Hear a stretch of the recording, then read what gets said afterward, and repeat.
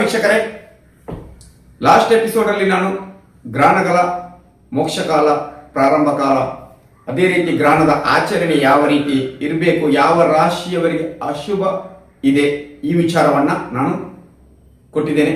ಈ ವಿಡಿಯೋದಲ್ಲಿ ಚಂದ್ರಗ್ರಹಣದಿಂದ 12 ರಾಶಿಗಳ ಮೇಲೆ ಅವರ ಭವಿಷ್ಯ ಹೇಗಿದೆ, ಆ ಪರಿಣಾಮ ಯಾವ ರೀತಿ ಬೀಳ್ತದೆ, ವಿಚಾರವನ್ನು ನೋಡ್ಕೊಂಡಾಗ ನೋಡಿ. ನಾನು ಈಗ 12 ರಾಶಿಗಳ ಬಗ್ಗೆ ವಿಚಾರವನ್ನ ಹೇಳ್ತಾ ಹೋಗ್ತೀನಿ. ಬಟ್ ನಿಮ್ಮ ಮೂಲ ಜಾತಕ ತುಂಬಾ ಇಂಪಾರ್ಟೆಂಟ್. ನಿಮ್ಮ ಮೂಲ ಜಾತಕದಲ್ಲಿ ಈಗ ನಾನು ಲಾಸ್ಟ್ ಟೈಮ್ ವಿಡಿಯೋದಲ್ಲಿ ಹೇಳಿದ್ದೆ, ಕನ್ಯಾ ರಾಶಿ, ಸಿಂಹ ರಾಶಿಯವರಿಗೆಲ್ಲ ಸ್ವಲ್ಪ ಅಶುಭ ಇದೆ. ಮಕರ ರಾಶಿಯವರಿಗೆ ನಿಮ್ಮ ಮೂಲ ಜಾತಕದಲ್ಲಿ ಗುರುವಿನ ಬಲ ಜಾಸ್ತಿ ಇದ್ದಾಗ ಅಥವಾ ನಿಮ್ಮ ದಶಾಭುಕ್ತಿ ಚೆನ್ನಾಗಿದ್ದಾಗ ನಾನು ಹೇಳ್ತಕ್ಕಂತಹ ಆ ಬ್ಯಾಡ್ ರಿಸಲ್ಟ್ ಸಿಗುವುದಿಲ್ಲ. ಒಳ್ಳೆ ರಿಸಲ್ಟ್ ನಿಮಗೆ ಸಿಗ್ಬೋದು. ಅದಕ್ಕೆ ನಾನು ಹೇಳ್ತೇನೆ, ನಿಮ್ಮ ಮೂಲ ಜಾತಕವನ್ನು ಒಮ್ಮೆ ನೋಡಬೇಕು. ಗೊತ್ತಿದ್ದು ಅರ್ಥ ತೋರಿಸಿ ನಿಮ್ಮ ಮೂಲ ಜಾತಕವನ್ನ, ಅದರಲ್ಲಿ ಯಾವ ರೀತಿ ದಶಾಭುಕ್ತಿ ನಡೀತಾ ಇದೆ, ಯಾವ ಗ್ರಹಗಳು ಯಾವ ಪ್ಲೇಸ್ಮೆಂಟ್ ಅಲ್ಲಿ ಇದೆ, ಆ ವಿಚಾರ ನೋಡ್ತಾ ಹೋದಾಗ ನಿಮಗೆ ಕನ್ಫ್ಯೂಷನ್ ಆಗುದಿಲ್ಲ. ಇವತ್ತಿನ ಸಂಚಿಕೆಯಲ್ಲಿ 12 ರಾಶಿಗಳು ಅಂದ್ರೆ 12 ರಾಶಿಗಳ ಮೇಲೆ ಗ್ರಹಣದ ಪ್ರಭಾವ ಯಾವ ರೀತಿ ಬೀಳ್ತದೆ. ದೇಶದ ಮೇಲೆ ಕೂಡ ಗ್ರಹಣದ ಪ್ರಭಾವ ಬಿದ್ದೇ ಬೀಳ್ತದೆ. ಅದೇ ರೀತಿ 12 ರಾಶಿಗಳ ಮೇಲೆ ಯಾವ ರೀತಿ ಪ್ರಭಾವ ಸಿಗ್ಬಹುದು. ಗ್ರಹಣ ಆಗ್ತಕ್ಕಂಥ ಸಮಯ ಗೊತ್ತಿದೆ, ತಿಳಿಸಿಕೊಟ್ಟಿದ್ದೇನೆ. ಮಾರ್ಚ್ 3 ಗಂಟೆ 20 ನಿಮಿಷಕ್ಕೆ ಗ್ರಹಣ ಪ್ರಾರಂಭ ಆಗ್ತದೆ. ಅದೇ ರೀತಿ 6 ಗಂಟೆ 47 ನಿಮಿಷಕ್ಕೆ ಮೋಕ್ಷ ಕಾಲ ಇದೆ. 12 ರಾಶಿಗಳಿಗೆ ಯಾವ ರೀತಿ ಚಂದ್ರಗ್ರಹಣ ಆಗ್ತದೆ. ಇಲ್ಲಿ ಸಿಂಹ ರಾಶಿಯಲ್ಲಿ ಮುಖ್ಯವಾಗಿ ಪೂರ್ವ ಫಲ್ಗುಣಿ ನಕ್ಷತ್ರದಲ್ಲಿ ಗ್ರಹಣ ಸಂಭವಿಸುತ್ತದೆ. ಇಲ್ಲಿ ಮೇಷ ರಾಶಿಯವರಿಗೆ ಹೇಗಿದೆ, ಮತ್ತೆ ಮುಖ್ಯವಾಗಿ ನಾನು ಹೇಳ್ತಕ್ಕಂಥದ್ದು ಗರ್ಭಿಣಿ ಸ್ತ್ರೀಯರು ತುಂಬಾ ಜಾಗೃತಿಯಿಂದ ಇರಬೇಕು. ಆ ಗ್ರಹಣ ನಡೀತಕ್ಕಂಥ ಸಮಯ ಏನಿದೆ, ಆ 3 ಗಂಟೆಯಿಂದ 6 ಗಂಟೆ 6 ಅಂದ್ರೆ 7 ಗಂಟೆ ತನಕ ಎಲ್ಲೂ ಹೊರಗಡೆ ಹೋಗದಿದ್ರೆ ಬೆಸ್ಟ್. ಯಾಕಂದ್ರೆ ಅಲ್ಲಿ ಗ್ರಹಣ ಆಗ್ತಕ್ಕಂಥದ್ದು ಸಿಂಹ ರಾಶಿಯಲ್ಲಿ. ಸಿಂಹ ರಾಶಿ ಜನ್ಮಕುಂಡಲಿ ಅಂದ್ರೆ ನ್ಯಾಚುರಲ್ ಜನ್ಮಕುಂಡಲಿ ಎಷ್ಟನೇ ಮನೆ? ಸಿಂಹ ರಾಶಿ 5ನೇ ಮನೆ. 5ನೇ ಮನೆ ಅದು ಸಂತಾನಕಾರಕ. ಅಲ್ಲಿ ಗುರು ಕೂಡ ವಕ್ರನಾಗಿದ್ದಾನೆ. ಮಿಥುನ ರಾಶಿಯಲ್ಲಿ ಗುರು ಕೂಡ ವಕ್ರನಾಗಿದ್ದಾನೆ. ಗುರು ಸಂತಾನಕ್ಕೆ ಕಾರಕ. 5ನೇ ಮನೆ ಸಂತಾನಕ್ಕೆ ಕಾರಕ. 2ನೇ ಮನೆಯಲ್ಲಿ ಶುಕ್ರನ ಮನೆ. ಶುಕ್ರನ ನಕ್ಷತ್ರದಲ್ಲಿ ಆಗ್ತಕ್ಕಂಥದ್ದು ನಾವು ಇದನ್ನೆಲ್ಲ ಗಮನಿಸಬೇಕು. ಸೈಂಟಿಫಿಕ್ ಆಗಿ ಸ್ವಲ್ಪ ನೋಡಬೇಕು. ಪೂರ್ವ ಫಲ್ಗುಣಿ ನಕ್ಷತ್ರದಲ್ಲಿ ಗ್ರಹಣ ಸಂಭವಿಸತಕ್ಕಂಥದ್ದು, ಅದರ ಅಧಿಪತಿ ಶುಕ್ರ ಎಷ್ಟನೇ ಮನೆ ಅಧಿಪತಿ? 2ನೇ ಮನೆ, ದ್ವಿತೀಯ ಸ್ಥಾನ, ಕುಟುಂಬ ಸ್ಥಾನ, ಪಂಚಮ ಸ್ಥಾನ. ಸಿಂಹರಾಶಿ ಪಂಚಮ ಸ್ಥಾನ. ಆದ್ರಿಂದ ಗರ್ಭಿಣಿ ಸ್ತ್ರೀಯರು ತುಂಬಾ ಜಾಗೃತಿಯಿಂದ ಇರಬೇಕು. ಜಪಗಳನ್ನೆಲ್ಲ ಮಾಡ್ತಾ ಇರಬೇಕು. ಸುಮ್ಮನೆ ಹೊರಗಡೆ ಹೋಗಬೇಡಿ. ಹುಚ್ಚು ಸಾಹಸಕ್ಕೆಲ್ಲ ಕೈ ಹಾಕಬೇಡಿ. ಏನಾಗ್ತದೆ ನೋಡ್ತೇನೆ, ಅದೆಲ್ಲ ಬೇಡ. ಮೇಷರಾಶಿಯವರಿಗೆ ಈ ಗ್ರಹಣ ಯಾವ ರೀತಿ ಇರ್ತದೆ, ಇದರಿಂದ ಯಾವ ರಿಸಲ್ಟ್ ಸಿಗ್ಬೋದು ಅಲ್ಲಿ ನಾವು ಲೆಕ್ಕ ಹಾಕಬೇಕು. ಮೇಷರಾಶಿಯವರು ಪಂಚಮ ಭಾವ ಅಲ್ಲಿಂದ ಲೆಕ್ಕ ಹಾಕಿದ್ರೆ, ನಮಗೆ ಮೇಷರಾಶಿಯಿಂದ ಲೆಕ್ಕ ಹಾಕಿದ್ರೆ ಪಂಚಮ ಭಾವ ಆರೋಗ್ಯದಲ್ಲಿ ಸ್ವಲ್ಪ ವ್ಯತ್ಯಾಸಗಳೆಲ್ಲ ಆಗ್ಬೋದು. ಯಾಕಂದ್ರೆ ಆಲ್ರೆಡಿ ಮೇಷರಾಶಿಯವರಿಗೆ 7.5 ನಡೀತಾ ಇದೆ. ಗಂಟು ನೋವಿನ ಸಮಸ್ಯೆಗಳು ಬಾಧಕ ಕೊಡ್ಬೋದು, ತಲೆನೋವಿನ ಸಮಸ್ಯೆಗಳು ಬರ್ಬೋದು, ಮಕ್ಕಳಿಂದ ಕಿರಿಕಿರಿ ಆಗ್ತಕ್ಕಂಥದ್ದು. ಗ್ರಹಣ ಇರ್ತಕ್ಕಂಥದ್ದು ಪಂಚಮ ಸ್ಥಾನ ಇರ್ತದೆ, ಮಕ್ಕಳಿಂದ ಕಿರಿಕಿರಿ ಆಗ್ತಕ್ಕಂಥದ್ದು. ಅದಕ್ಕೋಸ್ಕರ ನೀವು ಏನಿದಕ್ಕೆ ಪರಿಹಾರ, ನಾವು ಒಂದೊಂದೇ ರಾಶಿಯವರಿಗೆ ಒಂದು ಪರಿಹಾರಗಳನ್ನು ಹೇಳ್ತೇನೆ, ಮತ್ತೆ ಟೋಟಲ್ ಆಗಿ ಒಂದು ಮಂತ್ರವನ್ನು ಕೊಡ್ತೇನೆ. ಎಲ್ಲರೂ ಯಾವ ಮಂತ್ರವನ್ನು ಹೇಳಬೇಕು. ಮುಖ್ಯವಾಗಿ ಮೇಷರಾಶಿಯವರು ಅವರ ಜನ್ಮಕುಂಡಲಿಯ ಪಂಚಮ ಭಾವದಲ್ಲಿ ಆಗ್ತಾ ಇರೋದ್ರಿಂದ ಅಲ್ಲಿ ನೀವು ಏನ್ ಮಾಡ್ಬೇಕಂದ್ರೆ ಸ್ವಲ್ಪ ಸೂರ್ಯನಿಗೆ ನಮಸ್ಕಾರವನ್ನ ಜಾಸ್ತಿ ಮಾಡ್ಬೇಕು. ಯಾಕಂದ್ರೆ ಅಲ್ಲಿ ಅಧಿಪತ್ಯ ಆಗಂತದ್ದು ಸೂರ್ಯ. ಅದೇ ರೀತಿ ಕುಜ ನಿಮ್ಮ ಅಧಿಪತ್ಯ ಆಗಿರುವುದರಿಂದ ಸುಬ್ರಹ್ಮಣ್ಯನ ಕ್ಷೇತ್ರಕ್ಕೆ ಆದಷ್ಟು ಹೋಗ್ಬೇಕು. ಸುಬ್ರಹ್ಮಣ್ಯ ಕ್ಷೇತ್ರಕ್ಕೆ ಹೋಗ್ಬೇಕು ಮತ್ತು ಸ್ವಲ್ಪ ಸೂರ್ಯ ನಮಸ್ಕಾರವನ್ನೆಲ್ಲ ಮಾಡ್ತಾ ಇದ್ದಾಗ ಆರೋಗ್ಯದಲ್ಲಿ ಬರ್ತಕ್ಕಂಥ ಸಮಸ್ಯೆಗಳು ಸ್ವಲ್ಪ ದೂರ ಆಗುತ್ತೆ. ಮಕ್ಕಳಿಗೆ ಸ್ವಲ್ಪ ಕಿರಿಕಿರಿ ಆಗ್ಬೋದು. ಯಾಕಂದ್ರೆ ಅಲ್ಲಿ ಪಾಸಿಟಿವ್ ಇಲ್ಲ ಅಂತ ಆಗ್ತಕ್ಕಂಥ ಗ್ರಹಣದಲ್ಲಿ ಸ್ವಲ್ಪ ಪಾಸಿಟಿವ್ ಕಮ್ಮಿ, ಸ್ವಲ್ಪ ನೆಗೆಟಿವ್ ಎಲ್ಲ ಇರ್ತದೆ. ಅದನ್ನ ನಾನು ಇವತ್ತು ಕೊಡ್ತಾ ಹೋಗ್ತೇನೆ. ನೆಕ್ಸ್ಟ್ ವೃಷಭ ರಾಶಿಯವರಿಗೆ ಯಾವ ರೀತಿ ಇದೆ? ವೃಷಭ ರಾಶಿಯವರಿಗೆ ಲೆಕ್ಕ ಹಾಕಿದ್ರೆ 4ನೇ ಮನೆ ವೃಷಭ ಅಂದ್ರೆ ತಾಯಿಯ ವಿಚಾರದಲ್ಲಿ ಸಮಸ್ಯೆ ಬರ್ಬೋದು, ಎಜುಕೇಶನ್ ಅಲ್ಲಿ ಸ್ವಲ್ಪ ಸಮಸ್ಯೆ ಬರ್ಬೋದು, ಭೂಮಿಯ ವಿಚಾರದಲ್ಲಿ ಸಮಸ್ಯೆ ಬರ್ಬೋದು, ವಾಹನದ ವಿಚಾರದಲ್ಲಿ ಸಮಸ್ಯೆ ಬರ್ಬೋದು, ಅಥವಾ ವಾಹನ ತಗೊಳ್ಳುವಂತ ಯೋಗ ಬರ್ಬೋದು. ಅದು ಕಿರಿಕಿರಿ ಕೂಡ ಇರ್ತದೆ ಅದರಲ್ಲಿ.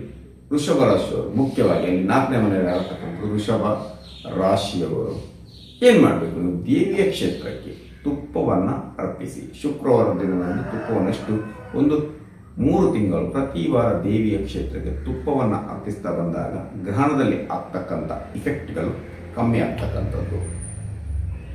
ಸೊ ಮುಂದಿನ ರಾಶಿ ಮಿಥುನ ರಾಶಿ. ಗುರು ಕೂಡ ಅಲ್ಲಿ ವಕ್ರನಾಗಿದ್ದಾನೆ. ಅದರ ಅಧಿಪತಿ ಬಂದ್ಬಿಟ್ಟು ಬುಧ. ಅಲ್ಲಿ ನಾವು ನೋಡಿದ್ರೆ 3ನೇ ಮನೆಯಲ್ಲಿ ಗ್ರಹಣ ಆಗ್ತಾ ಇದೆ. ಅಲ್ಲಿ ಲೆಕ್ಕಾಚಾರ ಹಾಕಬೇಕು. ಬುಧನ 3ನೇ ಮನೆಯಲ್ಲಿ, ಯಾವುದು ಸಿಂಹ ರಾಶಿ, ಬುಧನ 3ನೇ ಮನೆ, ಜನ್ಮಕುಂಡಲಿಯ 5ನೇ ಮನೆ, ಅಲ್ಲಿ 3ನೇ ಮನೆ, ಪರಾಕ್ರಮದ ಮನೆ. ಇಫೆಕ್ಟ್ ನಿಮಗೆ ನಿಮ್ಮ ಬ್ರದರ್ಸ್ ಇರ್ಬೋದು, ಸಿಸ್ಟರ್ಸ್ ಅಲ್ಲಿ ಇರ್ಬೋದು, ಅವ್ರ ಜೊತೆ ಸ್ವಲ್ಪ ವೈಮನಸ್ಸು ಬರ್ಬೋದು, ಮಾತಿನಿಂದ ಸಮಸ್ಯೆಗಳು ಬರ್ಬೋದು, ಡಾಕ್ಯುಮೆಂಟ್ಗಳೆಲ್ಲ ಮಿಸ್ ಆಗ್ಬೋದು. ಸೊ ಗ್ರಹಣ ನಡ್ತಕ್ಕಂಥ ಸಮಯದಲ್ಲಿ ಜಾಸ್ತಿ ನೀವು ವಿಷ್ಣುವಿನ ಜಪವನ್ನೆಲ್ಲ ಜಾಸ್ತಿ ಮಾಡ್ತಾ ಬನ್ನಿ. ನಿಮ್ಮಲ್ಲಿರ್ತಕ್ಕಂಥ ಸಮಸ್ಯೆಗಳು ದೂರ ಆಗ್ತದೆ. ತುಳಸಿಯನ್ನ ವಿಷ್ಣುವಿನ ಕ್ಷೇತ್ರ ಅಥವಾ ವೆಂಕಟರಮಣನ ಕ್ಷೇತ್ರಕ್ಕೆ ತುಳಸಿಯನ್ನ ಅರ್ಪಿಸ್ತಾ ಬಂದಾಗ ನಿಮಗೆ ಗ್ರಹಣದ ಇಫೆಕ್ಟ್ ತುಂಬಾ ಕಡಿಮೆ ಆಗ್ತದೆ. ದೇವಸ್ಥಾನ ಇಲ್ಲಾಂದ್ರೆ ಮನೆಯಲ್ಲಿಯೇ ತುಳಸಿಯನ್ನ ವಿಷ್ಣುವಿನ ಪಾದಕ್ಕೆ ಅಥವಾ ವಿಷ್ಣುವಿನ ಫೋಟೋ ಇದರಲ್ಲಿ ಇಡ್ತಾ ಬರ್ಬೋದು. ಮುಂದಿನ ರಾಶಿ ಕಟಕ ರಾಶಿ. ಯಾಕಂದ್ರೆ ಕಟಕ ರಾಶಿ ಜನ್ಮಕುಂಡಲಿಯ 4ನೇ ಮನೆ, ಗ್ರಹಣ ಆಗ್ತಕ್ಕಂಥದ್ದು ಸಿಂಹರಾಶಿ 2ನೇ ಮನೆ. 2ನೇ ಮನೆ ಗ್ರಹಣ ಆಗ್ತದೆ ಅಂದ್ರೆ ಕುಟುಂಬ ಸ್ಥಾನದಲ್ಲಿ ಸ್ವಲ್ಪ ಮನಸ್ಸಿಗೆ ಕಿರಿಕಿರಿ ಆಗ್ತಕ್ಕಂಥ ಸನ್ನಿವೇಶಗಳು ಬರ್ಬೋದು. ಹಣದ ವಿಚಾರದಲ್ಲಿ ಅನ್ಎಕ್ಸ್ಪೆಕ್ಟೆಡ್ ದುಡ್ಡು ಬರ್ಬೋದು, ಅನ್ಎಕ್ಸ್ಪೆಕ್ಟೆಡ್ ಖರ್ಚು ಕೂಡ ಬರ್ಬೋದು. ಕಟಕ ರಾಶಿಯವರಿಗೆ ಶೀತ ಕಫದ ಸಮಸ್ಯೆಗಳು ಕಾಡಬಹುದು ಕಟಕ ರಾಶಿಯವರಿಗೆ. ಸೊ ಆದ್ರಿಂದ ಶಿವನ ದೇವಸ್ಥಾನಕ್ಕೆ ಹೋಗ್ತಾ ಬನ್ನಿ. ತಾಯಿಯನ್ನ ಜಾಸ್ತಿ ಜಗಳ ಮಾಡಬೇಡಿ, ತಾಯಿ ಹತ್ರ ಪ್ರೀತಿಯಿಂದ ಮಾತಾಡ್ತಾ ಬನ್ನಿ. ಸೊ ತಂದೆಯ ಜೊತೆ ಕೂಡ ಅಲ್ಲಿ, ಯಾಕಂದ್ರೆ ಅಲ್ಲಿ ಸಿಂಹರಾಶಿ ಅಧಿಪತಿ ಸೂರ್ಯ, ತಂದೆಗೆ ನಾವು ಕೊಡ್ತೇವೆ. ತಂದೆಯ ಜೊತೆ ಕೂಡ ತಂದೆ ತಾಯಿ ಜೊತೆ ಚೆನ್ನಾಗಿರ್ಬೇಕು ನೀವು. ಸೊ ಶಿವನ ದೇವಸ್ಥಾನಕ್ಕೆ ರುದ್ರಾಭಿಷೇಕವನ್ನು ಮಾಡಿಸ್ತಾ ಬನ್ನಿ ಶಿವನಿಗೆ.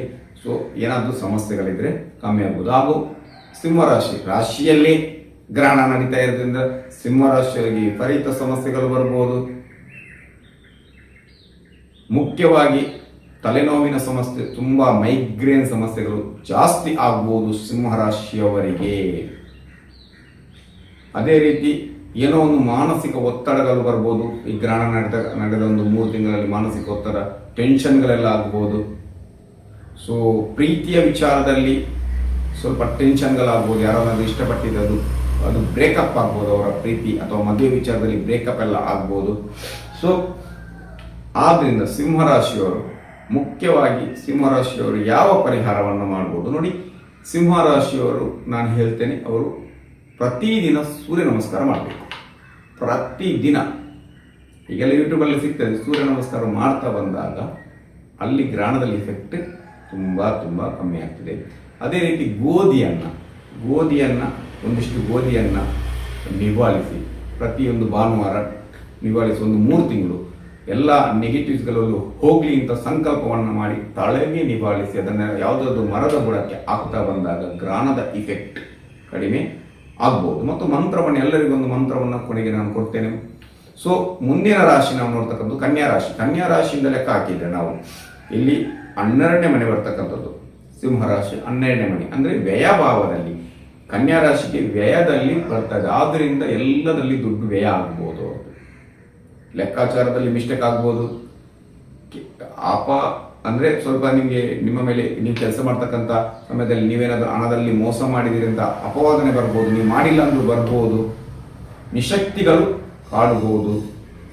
ಮುಖ್ಯವಾಗಿ ಲಾಸ್ ದುಡ್ಡಿನ ವಿಚಾರದಲ್ಲಿ ತುಂಬಾ ಲಾಸ್ ಆಗುವಂತ ಸಾಧ್ಯತೆ ಇದೆ ಕನ್ಯಾ ರಾಶಿಯವರು. ಆದ್ರಿಂದ ಕನ್ಯಾ ರಾಶಿಯವರು ಆದಷ್ಟು ಯಾವುದಕ್ಕಾದ್ರೂ ಇನ್ವೆಸ್ಟ್ ಮಾಡಬೇಕಿದ್ರೆ ನೋಡಿ, ನಿಮ್ಮ ಮೂಲ ಜಾತಕವನ್ನು ಸರಿಯಾಗಿ ಗೊತ್ತಿದ್ದವರ ಹತ್ರ ತೋರಿಸಿ ಆಮೇಲೆ ಇನ್ವೆಸ್ಟ್ಮೆಂಟ್ ನೀವು ಮಾಡಬಹುದು.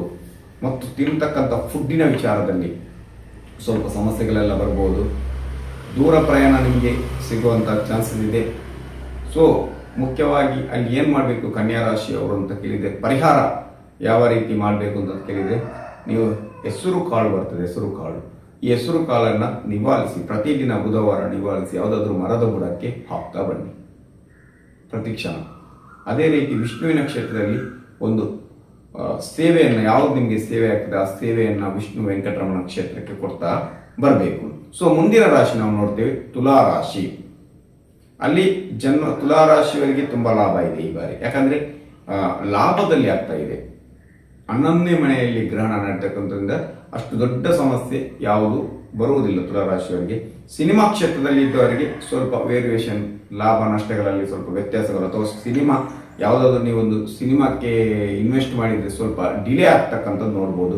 ಸೊ ಅದೇ ರೀತಿ ಸೆಲೂನ್ ಪಾರ್ಲರ್ನಲ್ಲಿ ಕೆಲಸ ಮಾಡ್ತಕ್ಕಂಥವ್ರಿಗೆ ಈ ಬಾರಿ ಸ್ವಲ್ಪ ಲಾಭಗಳು ಜಾಸ್ತಿ ಇರ್ಬೋದು, ಸ್ವಲ್ಪ ಅಡೆತಡೆಗಳು ಕೂಡ ಇರ್ತದೆ.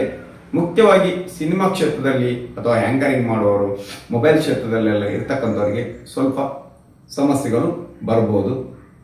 ಮುಖ್ಯವಾಗಿ ತುಲಾರಾಶಿಯವರು ಯಾವ ಪರಿಹಾರವನ್ನು ಮಾಡಬೇಕಂದ್ರೆ, ಇಲ್ಲಿ ತುಲಾರಾಶಿ ಅಧಿಪತಿಯಾಗಿ ಶುಕ್ರ ನಕ್ಷತ್ರದಲ್ಲಿ ಆಗುವುದರಿಂದ ನೀವು ಲಕ್ಷ್ಮೀ ಕ್ಷೇತ್ರಕ್ಕೆ ಹೋಗ್ತಾ ಬನ್ನಿ. ಲಕ್ಷ್ಮೀ ಕ್ಷೇತ್ರದಲ್ಲಿ ಆ ಲಕ್ಷ್ಮೀ ದೇವಿಗೆ ಗುಲಾಬಿಯನ್ನು ಅರ್ಪಿಸ್ತಾ ಬನ್ನಿ. ಪ್ರತಿ ಶುಕ್ರವಾರ ಅರ್ಪಿಸ್ತಾ ಬಂದಾಗ ಅಲ್ಲಿ ಫೈನಾನ್ಸಿಯಲ್ ತುಂಬ ನಿಮಗೆ ಸಪೋರ್ಟ್ ಸಿಗ್ತಕ್ಕಂಥದ್ದು ಗ್ರಹಣದ ನಂತರ ಬರ್ತಕ್ಕಂಥ ವಿಚಾರಗಳು. ಮುಂದಿನ ರಾಶಿ ನಾವು ನೋಡಿದ್ರೆ ವೃಶ್ಚಿಕ ರಾಶಿ. ವೃಶ್ಚಿಕ ರಾಶಿಯಲ್ಲಿ ನಾವು ಲೆಕ್ಕ ಹಾಕಿದಾಗ ನಮಗೆ 10ನೇ ಮನೆ ಬರುತ್ತೆ, ಅಂದರೆ ದಶಮಸ್ಥಾನ, ಕರ್ಮಸ್ಥಾನದಲ್ಲಿ ಆಗ್ತಕ್ಕಂಥ ವೃಶ್ಚಿಕ ರಾಶಿಯಲ್ಲಿ ಕೆಲಸದಲ್ಲಿ ಪ್ರಮೋಷನ್ಗೆ ಸ್ವಲ್ಪ ಅಡೆತಡೆ ಬರ್ಬೋದು, ಕೆಲಸದಲ್ಲಿ ಸ್ವಲ್ಪ ಚೇಂಜಸ್ ಬರ್ಬೋದು. ಸೊ ಸ್ವಲ್ಪ ಕಿರಿಕಿರಿಗಳೆಲ್ಲ ಆಗ್ಬೋದು ಕೆಲಸದಿಂದ. ಸುಬ್ರಹ್ಮಣ್ಯನ ಆರಾಧನೆಯನ್ನ ಮಾಡ್ತಾ ಬರಬೇಕು. ವೃಶ್ಚಿಕ ರಾಶಿಯವರು ಸುಬ್ರಹ್ಮಣ್ಯ ನಕ್ಷತ್ರಕ್ಕೆ ಹೋಗ್ತಾ ಬರಬೇಕು, ಅಥವಾ ನಾಗದೇವರ ಒಂದು ಬನ ಇದ್ರೆ ಅಥವಾ ಗುಡಿ ಇದ್ರೆ ಆ ಗುಡಿಗೆ ಪ್ರದಕ್ಷಿಣೆಯನ್ನ ಬಂದರೆ ಅಲ್ಲಿ ಗ್ರಹಣದ ಎಫೆಕ್ಟಿವ್ ತುಂಬಾ ಕಡಿಮೆ ಆಗ್ತದೆ.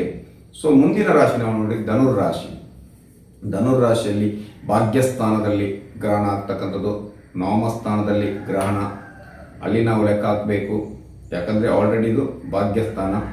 ಅಲ್ಲಿಂದ ನವಮಸ್ಥಾನದಲ್ಲಿ ನಾವು ನೋಡ್ತಾ ಬಂದಾಗ ಸೊ ದೇವಸ್ಥಾನಕ್ಕೆ, ತೀರ್ಥಕ್ಷೇತ್ರಕ್ಕೆ ಹೋಗ್ತಕ್ಕಂಥ ಸನ್ನಿವೇಶಗಳು, ಪೂಜೆ ಜಪಗಳನ್ನು ಮಾಡ್ತಕ್ಕಂಥ ಇಂಟ್ರೆಸ್ಟ್ಗಳೆಲ್ಲ ಗ್ರಹಣದ ನಂತರ ಅವರಿಗೆ ಜಾಸ್ತಿ ಬರ್ಬೋದು. ಮುಖ್ಯವಾಗಿ ಹೊಟ್ಟೆಗೆ ಸಂಬಂಧಿಸಿದ ಸಮಸ್ಯೆಗಳು ಸ್ವಲ್ಪ ಕಾಡ್ಬೋದು. ನೀವು ಪ್ರತಿ ಸಲ ಅಶ್ವತ್ಥ ಪ್ರದಕ್ಷಿಣೆಯನ್ನು ಮಾಡ್ತಾ ಬನ್ನಿ. ಭಾನುವಾರ ಒಂದು ಬಿಟ್ಟು ಪ್ರತಿದಿನ ನಿಮಗೆ ಸಾಧ್ಯ ಇದ್ದರೆ, ಅಥವಾ ಒಂದು ಶನಿವಾರ ಅಶ್ವತ್ಥ ಪ್ರದಕ್ಷಿಣೆಯನ್ನು ಮಾಡ್ತಾ ಬನ್ನಿ. ನಿಮಗೆ ಏನಾದರೂ ಅಲ್ಲಿ ಗ್ರಹಣದ ಎಫೆಕ್ಟ್ ಇದ್ದರೆ ಸ್ವಲ್ಪ ಕಡಿಮೆ ಆಗ್ತಕ್ಕಂಥದ್ದು. ಮಕರ ರಾಶಿಯವರು ಅಷ್ಟಮ ಭಾವದಲ್ಲಿ, ನಾನು ಹೇಳಿದ್ದೇನೆ ಮಕರ ರಾಶಿ ಸ್ವಲ್ಪ ಅಶುಭ ಸ್ಥಾನ ಇದೆ. ಮಕರ ರಾಶಿಯವರು ಮುಖ್ಯವಾಗಿ ಶಿವನ ಜಪವನ್ನು ಜಾಸ್ತಿ ಮಾಡಬೇಕು. ಏನೆಲ್ಲ ಪ್ರಾಬ್ಲಮ್ ಇದೆ ಲಾಸ್ಟ್ ನಾನು ಹೇಳಿದ್ದೇನೆ ಅವರಿಗೆ, ಯಾವುದೆಲ್ಲ ಸಮಸ್ಯೆಗಳು ಕಾಣ್ಬೋದು. ಶಿವನ ಜಪವನ್ನು ಜಾಸ್ತಿಯಾಗಿ ಮಾಡಿ. ಅದೇ ರೀತಿ ಕರಿಯೆಳ್ಳನ್ನು ಗ್ರಹಣ ನಡೆದ ಮೇಲೆ ಒಂದು 21 ದಿನ ಕರಿಯೆಳ್ಳನ್ನು ಕೈಯಲ್ಲಿ ಇಟ್ಕೊಂಡು ಸಂಜೆ ಹೊತ್ತು ಅಥವಾ ಬೆಳಿಗ್ಗೆ ಹೊತ್ತು ನಿಮ್ಗೆ ಯಾವ ಸಮಯ ಸಿಗ್ತದೆ ನೀವು ಸಂಕಲ್ಪವನ್ನು ಮಾಡಿ, ದೇವರಲ್ಲಿ ಕಣ್ಮುಚ್ಚಿ ಸಂಕಲ್ಪವನ್ನು ಮಾಡಿ, ಏನಾದರೂ ಗ್ರಹಣದ ತೊಂದರೆಗಳಿದ್ರಲ್ಲ ಹೋಗ್ಲಿಂತ ಸಂಕಲ್ಪ ಮಾಡಿ ನಿಮ್ಮ ತಲೆಗೆ 7 ಸುತ್ತಗಳನ್ನು ನಿವಾಳಿಸಿ ಯಾವುದೊಂದು ಮರದ ಬುಡಕ್ಕೆ ಹಾಕ್ತಾ ಬರಬೇಕು. ಈ ಮುಖ್ಯವಾಗಿ ಮಕರ ರಾಶಿಯವರಿಗೆ ಪರಿಹಾರವನ್ನು ಮಾಡಲಿಕ್ಕೆ ಅಷ್ಟಮದಲ್ಲಿ ಗ್ರಹಣ ಆಗ್ತಕ್ಕಂಥದ್ದು. ಸೊ ಮುಂದಿನ ರಾಶಿ ಬಂದ್ಬಿಟ್ಟು ಕುಂಭರಾಶಿ ಅಲ್ಲಿ ಆಲ್ರೆಡಿ ಸೂರ್ಯಗ್ರಹಣ ಆಗಿದೆ. ಕುಂಭರಾಶಿಯವರಿಗೂ ಕೂಡ ಪ್ರಾಬ್ಲಮ್ ಇರ್ತದೆ. ಕುಂಭರಾಶಿಯಲ್ಲಿ ಮುಖ್ಯವಾಗಿ ನೋಡಬೇಕಿದ್ರೆ ಅಲ್ಲಿ ಕುಂಭರಾಶಿಯವರಿಗೆ 7ನೇ ಮನೆಯಲ್ಲಿ ಗ್ರಹಣ ಆಗ್ತದೆ. ಸಂಗಾತಿಯಿಂದ ಸಪೋರ್ಟ್ ಸಿಗ್ಲಿಕ್ಕಿಲ್ಲ, ಸಂಗಾತಿ ಜೊತೆ ಕ್ಲೇಶಗಳಾಗ್ಬೋದು, ಜಗಳಗಳಾಗ್ಬೋದು, ಅಥವಾ ಸಂಗಾತಿ ನಿಮ್ಮ ಮದುವೆ ಆದವರಿದ್ರೆ ಸಂಗಾತಿಯಿಂದ ಪಾರ್ಟ್ನರ್, ನೀವು ಪಾರ್ಟ್ನರ್ಶಿಪ್ಪಲ್ಲಿ ಬಿಸ್ನೆಸ್ ಮಾಡ್ತಾ ಇದ್ರೆ ಅಲ್ಲಿ ಸ್ವಲ್ಪ ಕಿರಿಕಿರಿಗಳೆಲ್ಲ ಆಗ್ಬೋದು. ಸೊ ಏನು ಮಾಡಬೇಕು, ಪರಿಹಾರಗಳು ಏನು ಇದಕ್ಕೆ? ಮುಖ್ಯವಾಗಿ ಅಲ್ಲಿ ರಾಹು ಇರುವುದರಿಂದ ಕರಿ ಉದ್ದಿನ ಕಾಳು ಸಿಗ್ತದೆ. ಕರಿ ಉದ್ದಿನ ಕಾಳು ಮತ್ತು ಎಳ್ಳು ಇದನ್ನೆರಡನ್ನು ಮಿಕ್ಸ್ ಮಾಡಿ ಸಂಕಲ್ಪ ಮಾಡಿ ತಲೆ ನಿವಾಳಿಸಿ 7 ಬಾರಿ ತಲೆಯನ್ನು ನಿವಾಳಿಸಿ ಮರದ ಬುಡಕ್ಕೆ ಅಥವಾ ನೀರಿಗೆ ಬಿಡ್ತಾ ಬಂದಾಗ ನಿಮಗೆ ತುಂಬ ಸಮಸ್ಯೆಗಳಿಂದ ರಿಲೀಫ್ ಸಿಗುತ್ತೆ. ಅದೇ ರೀತಿ ಶಿವನ ಜಪವನ್ನು ಜಾಸ್ತಿ, ಅದು ದೇವಿ ಕ್ಷೇತ್ರಕ್ಕೆ ಕೂಡ ಜಾಸ್ತಿ ಹೋಗ್ತಾ ಬರಬೇಕು ಕುಂಭ ರಾಶಿಯವರು. ಸೊ ಕೊನೆಯ ರಾಶಿ ಮೀನರಾಶಿಯಿಂದ ಲೆಕ್ಕಾಚಾರ ಹಾಕಿದೆ 6ನೇ ಮನೆಯಲ್ಲಿ ಗ್ರಹಣ ಆಗ್ತಕ್ಕಂಥದ್ದು. ಅಲ್ಲಿ 6ನೇ ಮನೆ. ಸೊ 6ನೇ ಮನೆ ಶತ್ರುಗಳಿಂದ ಸ್ವಲ್ಪ ತೊಂದರೆ ಆಗುವಂತಹ ಸಾಧ್ಯತೆ ಇದೆ ಮೀನರಾಶಿಯವರಿಗೆ. ಸೊ ಮಿತ್ರರಿಗೆ ಸ್ವಲ್ಪ ಶತ್ರುಗಳು ಆಗ್ಬೋದು, ಅಥವಾ ನೀವೇನಾದ್ರೊಂದು ಲೋನ್ಗೆ ಪ್ರಯತ್ನ ಬರ್ತಾ ಇದ್ದೀರಾ, ಲೋನ್ ಸಿಗಬೇಕು ಅಂತ ಪ್ರಯತ್ನ ಮಾಡ್ತಾ ಆ ಲೋನ್ಗೆ ಅಡೆತಡೆಗಳು ಜಾಸ್ತಿ ಆಗ್ಬೋದು. ಹಣದ ವಿಚಾರದಲ್ಲಿ ಸ್ವಲ್ಪ ಹೆಚ್ಚು ಕಮ್ಮಿ ಆಗ್ಬೋದು. ಸೊ ಯಾವ ಪರಿಹಾರವನ್ನು ನಾವು ಮಾಡಬೇಕು? ಮೀನರಾಶಿಯವರಿಗೆ. ಯಾಕಂದರೆ ಆಲ್ರೆಡಿ ಶನಿ ಕೂಡ ಮೀನರಾಶಿಯಲ್ಲಿ ಕೂತಿದ್ದಾರೆ. ಸೊ ಅದು ಕೂಡ ನಮಗೆ ಇಫೆಕ್ಟ್ ಸಿಗ್ತದೆ. ಮೀನರಾಶಿ ಜಲತತ್ವದ ರಾಶಿ ಆಗುವ ನೀರಿನ ವಿಚಾರದಲ್ಲಿ ಸ್ವಲ್ಪ ಜಾಗ್ರತೆ ಆಗಬೇಕು. ಎಲ್ಲಾದರೂ ನೀರಿರ್ತಕ್ಕಂಥ ಪ್ಲೇಸ್ಗೆ ಹೋಗ್ಬೇಕಿದ್ರೆ ನೀವು ತುಂಬ ಜಾಗ್ರತೆಯಿಂದ ಇರಬೇಕು.